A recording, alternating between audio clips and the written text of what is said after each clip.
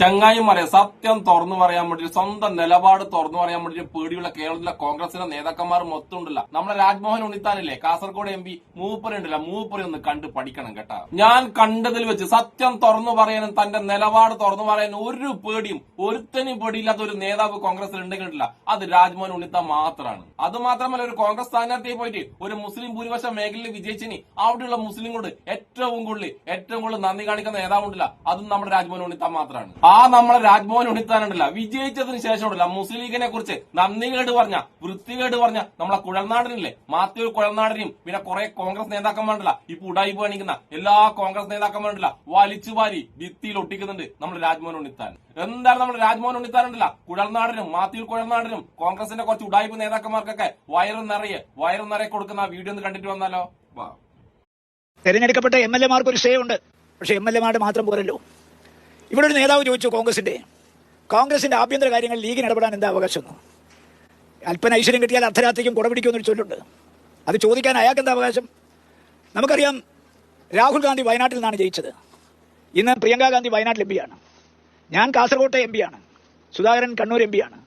Shafi Parambil Vadakara MP ആണ്. Shri Anilkumar Wandoor MLA ആണ്. ഞങ്ങൾക്ക് ആർക്കെങ്കിലും പറയാൻ പറ്റുമോ കോൺഗ്രസിന്റെ ആഭ്യന്തര കാര്യങ്ങൾ ലീഗിന് അഭിപ്രായം പറയാൻ പറ്റില്ലെന്നുള്ളത്? കാരണം ലീഗ് UDF-ന്റെ ടീമിൽപ്പെട്ട ആളുകളാണ്. അവർക്ക് വ്യക്തമായ അഭിപ്രായമുണ്ട്. അവർക്കത് പറയാം, രഹസ്യമായും പറയാം, പരസ്യമായും പറയാം.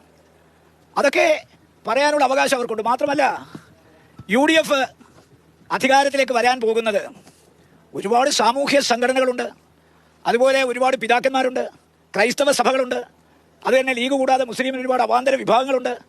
എല്ലാ ന്യൂനപക്ഷങ്ങളും ഒറ്റക്കെട്ടായി UDF-നെ സഹായിച്ചുകൊണ്ടാണ്, അത് ക്രൈസ്തവ വിഭാഗമായാലും കൊള്ളാം, മുസ്ലിം വിഭാഗമായാലും കൊള്ളാം, അവരെല്ലാം സഹായിച്ചുകൊണ്ടാണ് UDF-ന് ഭൂരിപക്ഷം കിട്ടിയത്.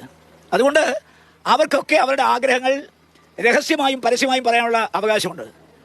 ഞാൻ നിങ്ങളോട് ചോദിക്കട്ടെ, നിങ്ങൾക്ക് അതിനുള്ള അവകാശമില്ലേ? ഈ മാധ്യമങ്ങൾക്ക് കഴിഞ്ഞ 10 വർഷക്കാലം പിണറായി വിജയനെ മുൾമുനയിൽ നിർത്തിയത് UDF-നോടുള്ള പ്രേമം കൊണ്ടല്ല, നിങ്ങൾക്ക് കേരളത്തിലെ ജനങ്ങളോടുള്ള പ്രതിബദ്ധത കൊണ്ട്. നിങ്ങളും UDF-നെ ഒരുപാട് സഹായിച്ചില്ലേ? നിങ്ങളിൽ പലർക്കും രാഷ്ട്രീയമല്ലേ? ചാനലുകൾക്കും ചാനലിലെ പ്രവർത്തകന്മാർക്കും അഭിപ്രായമുള്ള സ്വാതന്ത്ര്യം ഇല്ലേ? ആ സ്വാതന്ത്ര്യത്തെ നമ്മൾ അംഗീകരിച്ചു കൊടുക്കണ്ടേ? അതിനെ ചോദ്യം ചെയ്യാൻ ആർക്കാ കഴിയുക? അപ്പോൾ സ്വാഭാവികമായി കേരളത്തിൽ UDF അധികാരത്തിൽ വരണമെന്ന് ആഗ്രഹിച്ച മുഴുവൻ ആളുകൾക്കും ഇതിനെക്കുറിച്ച് അഭിപ്രായം പറയാനുള്ള അവകാശമുണ്ട്, സ്വാതന്ത്ര്യമുണ്ട്. ആ സ്വാതന്ത്ര്യം ആരെങ്കിലും ഉപയോഗിക്കുമ്പോൾ അസഹിഷ്ണുത കാണിച്ചിട്ട് യാതൊരു കാര്യമില്ല. അതുകൊണ്ട് അസഹിഷ്ണുത കാണിക്കുന്ന ആളുകളുടെ പാരമ്പര്യമൊക്കെ നമുക്കറിയാൻ പറ്റും.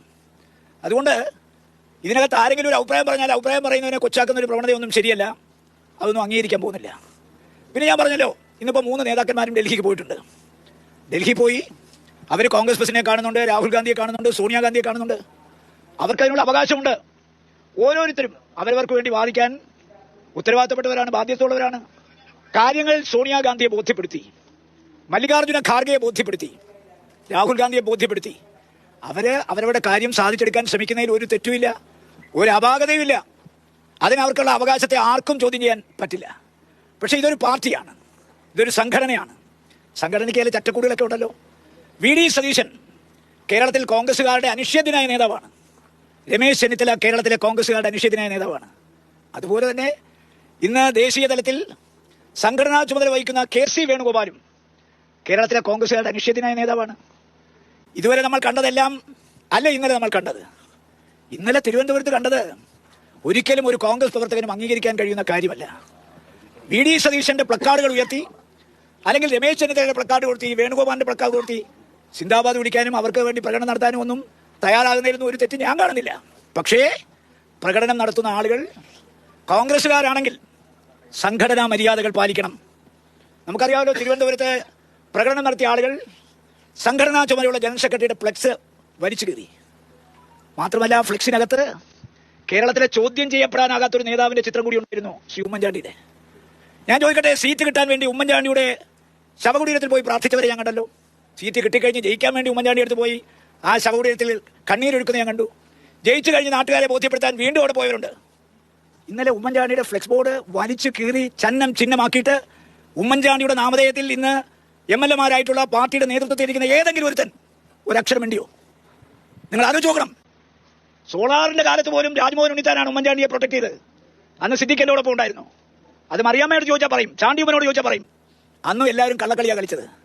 കാരണം ഉമ്മൻചാണ്ടിയെ രക്ഷിക്കാൻ ഇറങ്ങിയാൽ തങ്ങളുടെ ഇമേജ് തകർന്നു വീഴുമോ എന്നുള്ള പേടി കൊണ്ട് അവരെ കെട്ടിപ്പടുത്ത ഇമേജ് തകരാതിരിക്കാൻ വേണ്ടി എല്ലാവരും ഒളിച്ചു കളിച്ചു. അന്ന് ആ വിഴുപ്പ് ഭാണ്ഡ ചുവക്കാൻ രാജ്മോഹൻ ഉണ്ണിത്താൻ ഉണ്ടായിരുന്നു. ഞാൻ ഉമ്മൻചാണ്ടിയുടെ ആളല്ല, പക്ഷെ അന്ന് ഞാൻ ന്യായത്തോടൊപ്പം നിന്നു. അതുപോലെ തന്നെ അത് ഉമ്മൻചാണ്ടിയുടെ ഭാര്യ എപ്പോഴും പറയും, അന്ന് ഞങ്ങളുടെ ഒരു ക്രൈസിസ് വന്ന കാലത്ത് രാജ്മോഹൻ ഉണ്ണിത്താനാണ് ഞങ്ങളോടൊപ്പം നിന്നത്. ചാണ്ടിയുമ്മനും പറയും, ആ കുടുംബത്തിലെ എല്ലാവരും പറയും. അതാരെയും ബോധ്യപ്പെടുത്താനല്ല ഞാൻ ചെയ്തത്. കാരണം ഉമ്മൻചാണ്ടി തെറ്റ് ചെയ്തിട്ടില്ലെന്ന് എനിക്കറിയാം. അതുകൊണ്ട് അദ്ദേഹത്തെ കൊടുക്കാനും അദ്ദേഹത്തെ അപമാനിക്കാനും അവഹേളിക്കാനും അപകീർത്തിപ്പെടുത്താനുമാണ് ശ്രമിച്ചത്. ഇന്നലെ കെ സി വേണുഗോപാൽ സംഘടനാ ചുമതല ജനറൽ സെക്രട്ടറിയാണ്. ഞാൻ അയാളെ ഒരു ഔദാര്യവും പറ്റിയിട്ടില്ല, ഒരു ഔദാര്യമായിട്ട് പ്രതീക്ഷിക്കുന്നുമില്ല. എനിക്കൊരു ചുക്കും അയാൾ ചെയ്തു തന്നിട്ടില്ല.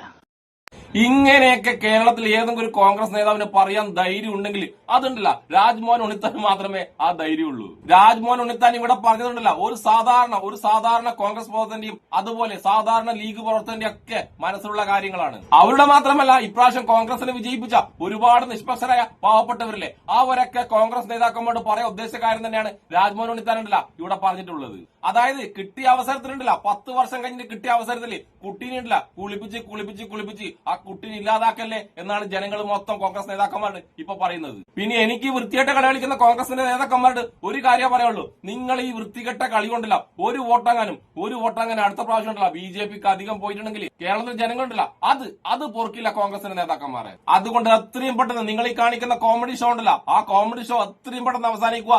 VD സതീശനല്ലേ നയിച്ചവനുണ്ടല്ല, നെയ്ച്ചോറ് കൊടുക്കുക, VD സതീശനെ മുഖ്യമന്ത്രിയാക്കുക. എന്നിട്ടുണ്ടല്ലോ സാധാരണ ജനങ്ങളെ ബാധിക്കുന്ന ഒരുപാട് പ്രശ്നങ്ങൾ കേരളത്തിൽ നടക്കുന്നുണ്ട്. അതിലേക്കുണ്ടല്ല നിങ്ങളൊക്കെ ഇറങ്ങി ചെല്ലുക. അങ്ങനെ നിങ്ങൾ ചെയ്തിട്ടില്ലെങ്കിൽ, സാധാരണ ജനങ്ങളുടെ പ്രശ്നങ്ങളിലേക്ക് നിങ്ങൾ ഇറങ്ങി ചെന്നില്ലെങ്കിൽ, നിങ്ങളുണ്ടല്ല എവിടുന്നാണോ കയറ്റിയിട്ടത് അതേ സ്ഥലത്ത് തിരിച്ചുകൊണ്ട് നിറക്കാനും കേരളത്തിലെ സാധാരണ ജനങ്ങളെ കൊണ്ടാകും എന്നുള്ളൊരു ബോധ്യമുണ്ടല്ല, ആ ബോധ്യം നിങ്ങൾക്ക് വന്നാൽ അത്രയും നല്ലത്. അപ്പൊ ഒരിക്കൽ കൂടി പറയാനുള്ള കാര്യമുണ്ടല്ലോ, ആരുടെ മുഖത്തും നോക്കി പറയാൻ ചങ്കൂറ്റം കാണിക്കുന്ന രാജ്മോഹൻ ഉണ്ണിത്താനും എന്നെ ഇഷ്ടപ്പെടുന്ന എല്ലാവർക്കും എന്റെ ഒരു നല്ല സുലാൻ.